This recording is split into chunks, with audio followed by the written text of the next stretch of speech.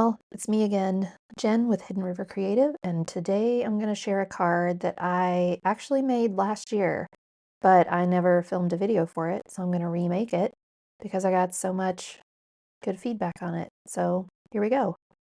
I'm going to start with this Through the Window die set from Altenew. I love this die set. It is so cute. I love a window. You can do so many things with this, but I'll show you what I'm going to do today with it. I'm going to make a cute little winter scene that ends up being kind of a Christmas card. So I'm starting with a 4 1/4 by 5.5 panel here. I just use Neenah Classic Crest Solar White in the 80-pound variety. And I am using my Anna Griffin Impress die cutting machine. This is the magnetic plate that goes with that. This is super helpful when you have a die that you don't want to move. The magnetic plate is so good for that, so that's why I love this thing. Plus, these plates just do not warp. So if you don't have an Impress, I do recommend it. I have been very pleased with it. So I cut out the window from the top panel, and then for my card base here, which is an A2 card base, I'm just going to kind of mask off that top portion so I don't ink blend onto the back of my card. And I'm going to ink blend some Iceberg fresh dye ink from Altenew just to go behind where this window cutout is going to be on the very top panel so that it looks like a sky. So I am just using some Post-it tape there at the top. I love Post-it tape. It removes really easily from your cardstock, doesn't rip it or anything like that. And now I'm just going to make sure I know where I'm ink blending.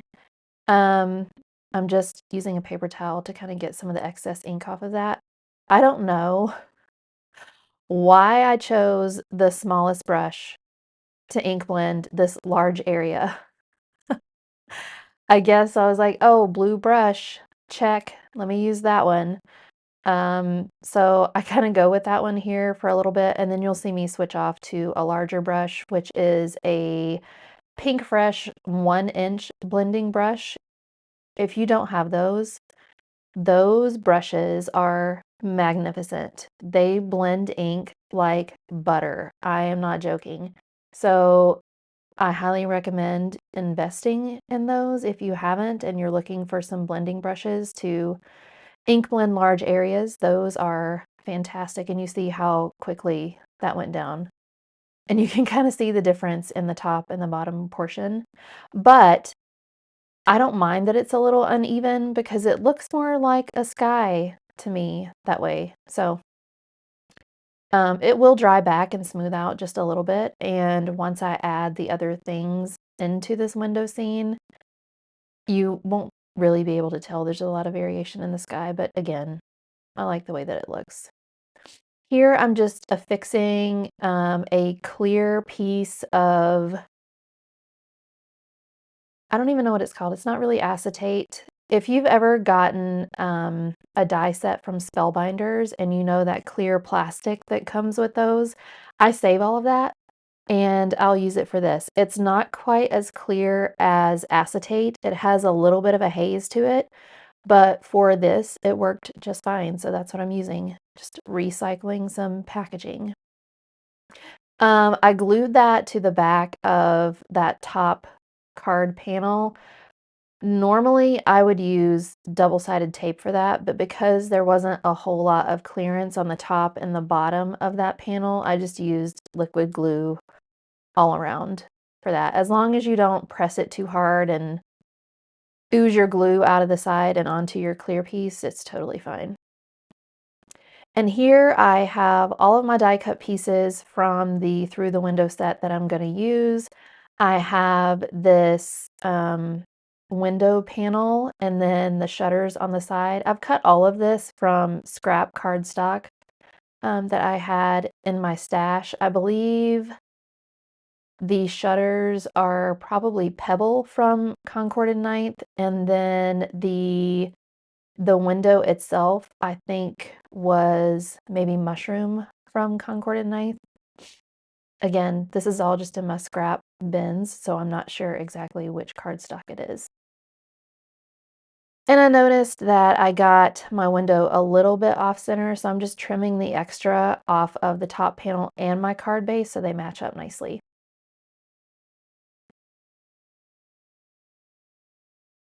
And here I'm just going to trim a little bit off the bottom for the same reason. It just overlapped a little bit from my card base, and I just wanted it to fit a little bit more flush with that. Here for my little greenery pieces, I'm just gluing 2 of those together in kind of a swag looking design, and I'm gluing those to each one of my shutters. And then these little brown circles are supposed to be like pine cones. So I'm just arranging those onto my greenery here. I fussed with these quite a bit, actually, because they just looked like I put them in a V on there, but it ended up looking fine. And then I'll do the same on the other side. I thought these were so cute and added such a nice little something extra to the shutters and kind of a holiday feel. So I'm just gluing all of these down with liquid glue. And then I'm pulling in my globe builder die set because I wanted a bow to go on my greenery, but I didn't really have anything that fit so well. So that really long bow that you saw in that die set, I just cut that out of some scrap red cardstock, and then I'm just going to trim the excess from the sides so that it just looks like a regular bow. And here I basically cut it in half. So let me throw that away. And I'll do the same on this one and trim it ever so carefully. I mean, if you had a die set that had a small bow like this, you could just use that and not have to fuss with something like this so much, but we use what we have. And see, that just looks so perfect with it, I think. So I'm just going to trim up this second one here, and then I will affix it to the greenery. I will glue those down with my liquid glue. Perfect. And if you don't have one of these little placement tools, I say this in many of my videos, I highly recommend them, especially when you're dealing with tiny little die cuts like this. You don't want your fingers necessarily getting in the way, so having a good pair of reverse tweezers and a placement tool like the one I just had is essential, in my opinion. Here I'm just gluing this extra little detail to the bottom of the window. I almost forgot that piece when I originally cut all my pieces out. And then here is just a little die cut bit of snow detail. I'm just using a piece of double-sided tape to adhere that to the back of the window piece. The branch you just saw me bring in is from this berry branch set, also from Altenew. I'm just using the branch because it's winter and I don't need berries and leaves on it. And then I'm also going to use a Cardinal from this Cardinal Love set. This Cardinal is so perfect. I love all the layers. It's a keyhole die set from Altenew, which means every piece has a little keyhole cut out of it. And each piece is also numbered, so you know what order they go in. So you just line up those little keyholes and you have your perfectly assembled Cardinal. It's so great. So I'm just following those numbers and assembling my Cardinal according to the numbers on each of these little die cut pieces. And then once you've got them all lined up, it gives you a piece to cover up the keyhole. So he just looks perfect. Here, these little details are for the face. They're so tiny. They're kind of hard to manipulate. So again, I'm going to pull in that little placement tool that I said I swear by. I use it on almost every single card. I have 3 of them. Altenew has their own. I probably should have used it on this card, but the one I'm using right now is from Pink Fresh. I'm just going to continue gluing these little pieces down. There's an embossed area for his eye on that black area, and so I'm just going to take a white gel pen and accent that and make a white on his eye so it looks a little more realistic. And now I am just kind of trying to figure out placement. I don't want his face to be covered up by any of the panels of the window, so I'm just trying to figure out where he needs to go. And then I realized the top two panels of that window looked a little bare. So I thought, there's some pieces of this branch that don't really show in this scene, so I could probably just trim those off and place those at the top to fill it in a little bit more. So that's exactly what I'm going to do. So I'm just going to take those, trim some of these pieces off, place my little cardinal back in there. That looks much better. I'm going to bring it back in and just make extra sure that this is where I want all of these branch pieces to go so that I can then start adhering them down.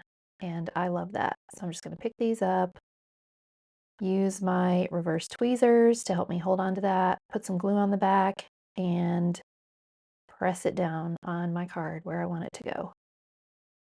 Again, these reverse tweezers are a lifesaver. If I didn't have them, I would have glue everywhere. I would drop everything. It would be a disaster. So if you're like me, highly recommend having multiple sets of tweezers in your possession at all times.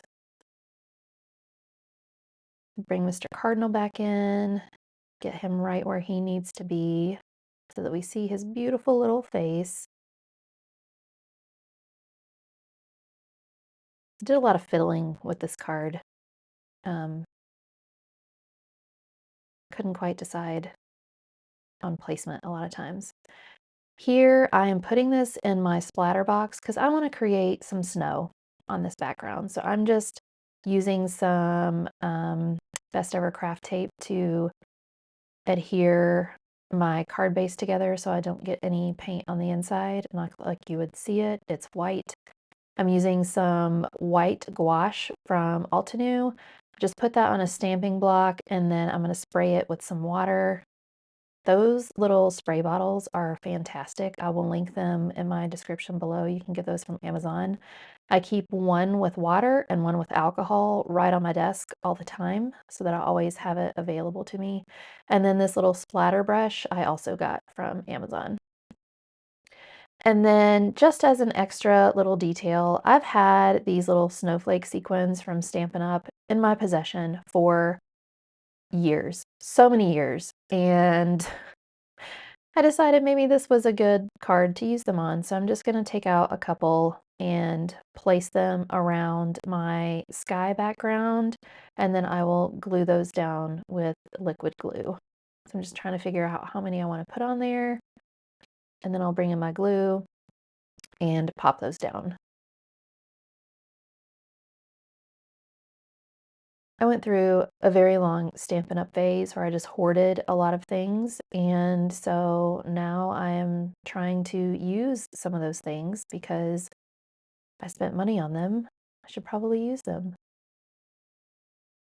So now Mr. Cardinal's getting adhered down, and since this scene behind my window has a good bit of dimension, why am I gluing him down again? Who edited this video? It was me. Clearly I didn't proof edit this. Anyway, it's fine. Since there's a bit of dimension behind my window panel here, I'm going to use some foam tape to adhere that to my card base. So I'm just using some, I think this is 1/4 inch foam tape, and I'm just putting that all around my card and trimming it down so that when I put it on my panel, it's even across and it doesn't look smushed. And then I always, whenever I'm adhering a panel to a card base that has foam tape on it. One, I like to use a scoreboard to help me line it up. And two, I like to use some liquid glue on top of my foam tape so that you can see what I'm doing right here, move it around a little bit if I don't get the alignment right. And then I got glue smushed on my window clear piece. Act like you're a professional, Jen. And then I still didn't adhere it quite aligned, so I'm just trimming the excess off with some scissors. But it's fine, all is well, no harm done. Then I have used this press plate set so many times. It's the Merry and Bright sentiment set from Spellbinders. I love sets like this that you can create a lot of sentiments all at once. So I'm using some of the BetterPress cardstock here. It's the cotton cardstock. I got my BetterPress machine here. I'm gonna tape this down to that top panel, and then I will take my press plate out, put it onto my magnetic platform, and then I will bring in the black BetterPress ink and ink that up. Whenever you're inking these up, they always recommended that you kind of use like a twisting motion with your ink pad. So I try to do that. I don't know if you really need to, as long as you get some ink onto your press plate. And then I'm going to put that top back on and run it through my die cut machine.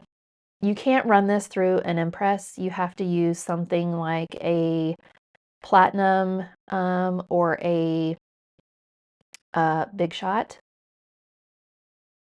But it gives you a perfect impression every time. I love my BetterPress so much. And then this set comes with this coordinating die so that you can cut all of your sentiments out at once. And again, I'm using my Impress with the magnetic platform so that my die doesn't move and I cut all my sentiments out perfectly. So I only need one, right, for this card, but I have all of those to put in my stash to use for another card when I need to just pull out a sentiment quickly. Love that. So I placed this at the top, which is hilarious because I had the other card that I made last year sitting right next to me, but didn't realize that I put the sentiment not in that place on the other one. Putting it at the very top kind of made it get lost in the rest of the card. So I'm going to put it there at first, and then I'm going to realize, oh, that's kind of easy to miss because it's against the white at the top of the card. So then I'm going to pull it up and move it down a little bit. And that's much better. It stands out. It stands out in that area of the card. So that was my card for the outside. And if you've watched me, you know that I always finish the insides of my cards. And for this one specifically, I had the sentiment set from the Greetery. It is called Sentiment Sweet Christmas, and it just has a bunch of little Christmas greetings in it and a couple stamps that you can stamp on the inside. But for me, I'm just choosing the Merry Christmas. It's simple, and that's what I'm going to stamp on the inside. I really like the font. The font is very, very sleek and clean, and I feel like this is a very clean card. It has clean lines, so that's what I chose. And then I always try to put something on the inside of the card that ties it back to the front. So I'll put another swag on the bottom right of this panel here. I am also matting this with a piece of Pebble cardstock from Concord and Ninth, which is the same color as the shutters next to my window on the front. It just looked more finished that way when I put it on the inside panel versus just gluing just the white panel down to the inside of the card. So gluing my greenery down, adding my little pine cones, using liquid glue to adhere those. And you're probably thinking, oh, well, that adds dimension to the inside of the card. Isn't that going to make it look warped or mess it up in some way? It doesn't really. It's not enough to matter because these pieces are pretty thin, but now it just looks finished and thought about. So I'm just going to adhere that to the inside of my card with some liquid glue. And that's it. So cute. One of my favorite cards I've ever made. So I hope you enjoyed it. I apologize for the blurry photos here. But if you enjoyed it and you would like to see more cards, make sure you subscribe to my channel, give me a like, and stay tuned for more videos. Thank you all.